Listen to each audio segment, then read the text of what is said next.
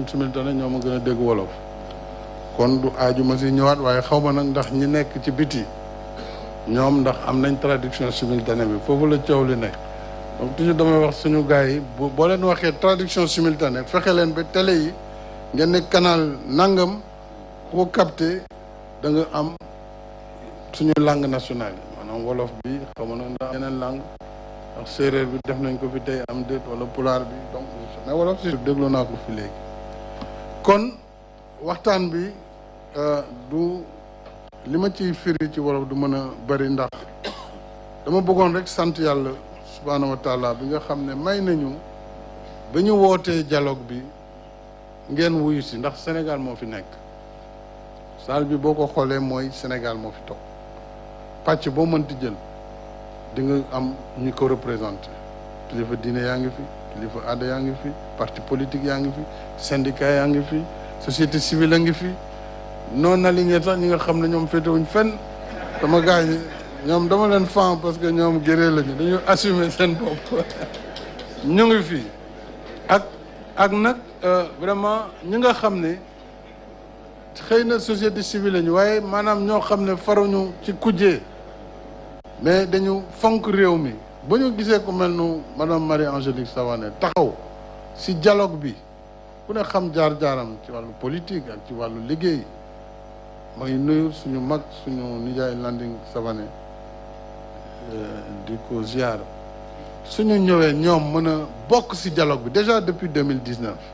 pour luy jëmale Sénégal kanam la du pour président de la République wala keneen mais lan mooy jëmale suñu réew kanam parce que foofu lañ toll am na fu réew di toll faw nit ñi waxtaan xool li ñuy jàllale parce que àdduna moo doy waar fi ñu toll nii foo gis jafe-jafe fa am Ukraine la jógee ak Russie tey jii si Russie si boppam ay tooxi dunaa nga fa biir Russie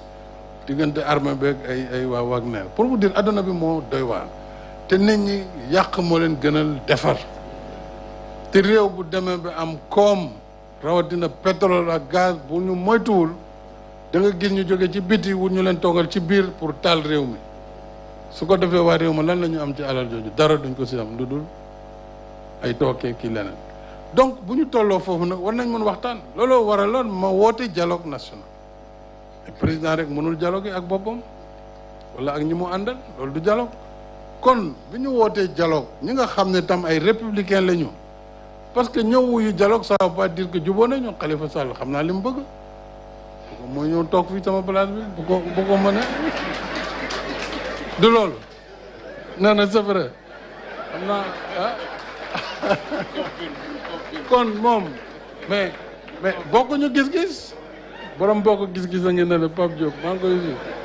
Mamadou Diop je crois keroog nee na ma moom moo yor xalaat yu rafet yi pour wuutuma man fii ci place bi donc ñi fi ñëw ànduñu ci politique ak xalaatu doomu daara yi sëriñ bi donc répondre à un dialogue il faut avoir beaucoup de courage et de maturité politique pour le faire parce que toog si mbedd mi di yuuxu du loolu mooy régler problème yi yàlla xam na ne bu doon loolu la rek benn point d'accord duñ ko am parce que ñun lu tax ñu nekk si mbedd bi lu tax ñu leen di defal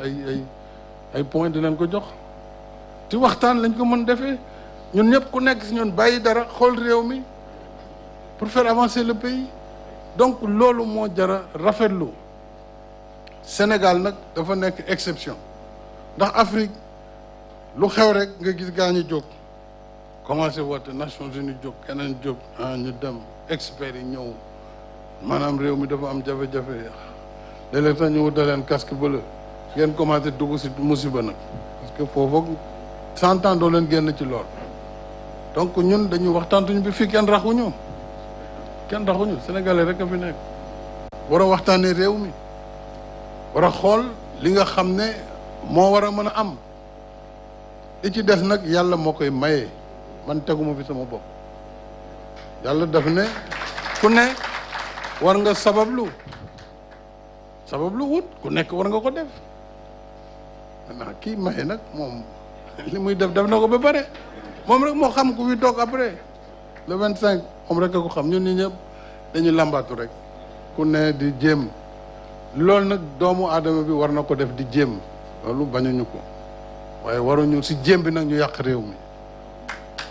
waruñu yàq réew mi si jéem bi